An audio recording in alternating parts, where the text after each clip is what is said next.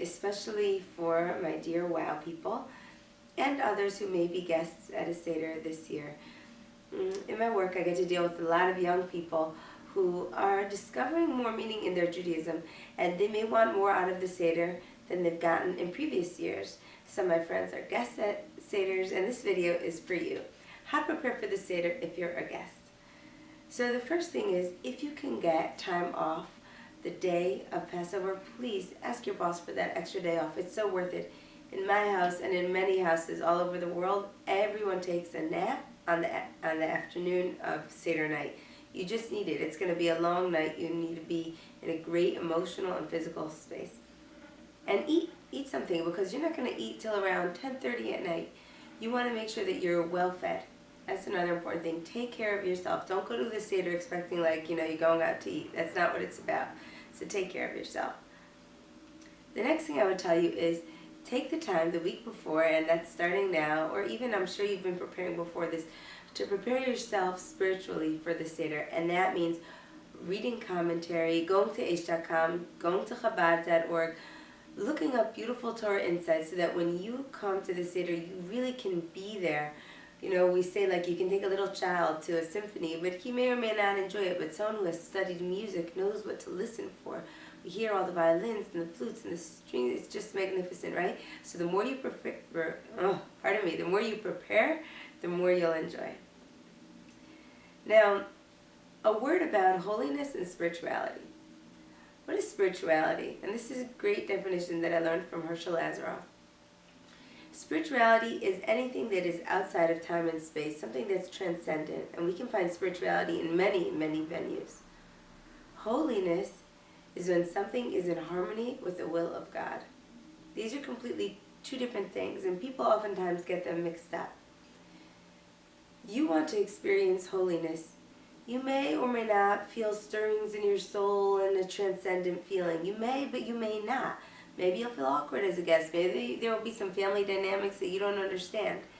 But one thing's for sure. If you act with dignity and grace, if you have patience with the people around you, if you don't get into resentment, if you don't, act in a way that you're not proud of, you will be having a holy experience.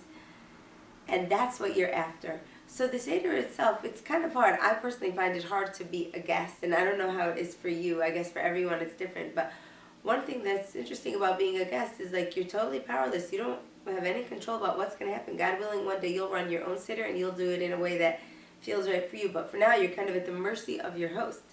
So I urge you to don't look for spirituality. Tap into holiness.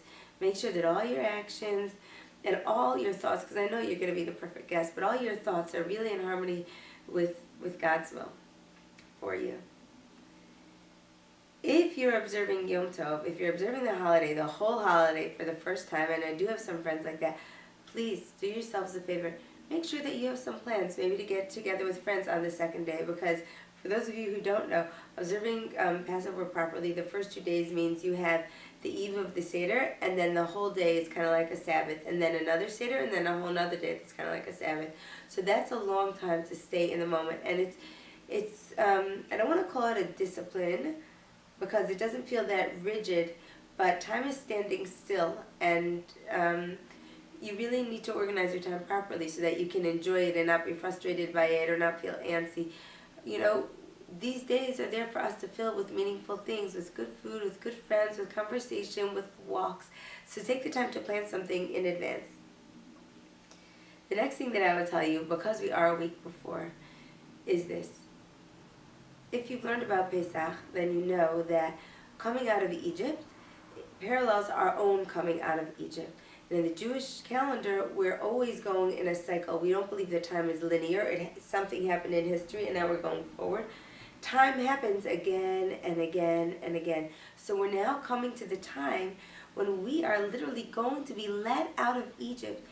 And we have this opportunity to be broken free from all our bonds, all our pains, all our struggles, there is a wide open area for us to shoot through and to grow. And remember that we learned that God took the Jews out of Egypt when they were on the 49th level of impurity.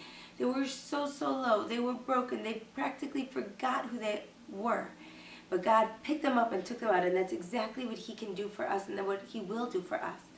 So what I want to recommend for you, and what I'm going to be doing myself, is think about what area do I really want freedom in, and track yourself. Beg for it, pray for it, and work on it during these 7 days of Pesach, or for some people 8 days of Pesach, and work on it and keep one area of freedom in your consciousness, and you will be amazed at what you can achieve in just this 1 week. And it's so wonderful when you have a focal point. As a good friend said today, when you know your starting point and you know your destination, things are so much easier. So that's kind of like a mini destination of freedom for Passover.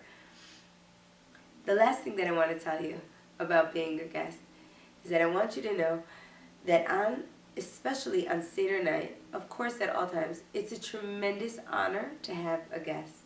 You may feel like people are doing you a favor by hosting you. They are not. In the Haggadah itself, we say, all who are hungry, let them come and eat. Wherever you're eating, that they have a chance to host another Jew to share in the Pesach experience is such an honor. So I just really want you to know that. If you are listening to this video and you're not in Baltimore and you're somewhere out there and you're Jewish and you'd like to join a Seder or any part of the Passover experience, it is so easy. All you need to do is go on Shabbat.com and you can find a host. If you weren't successful in finding a host on Shabbat.com, message me and I'll do my best to set you up. Alright everyone, have a great holiday. Feel free to comment and add any tips that you think would be helpful to guests.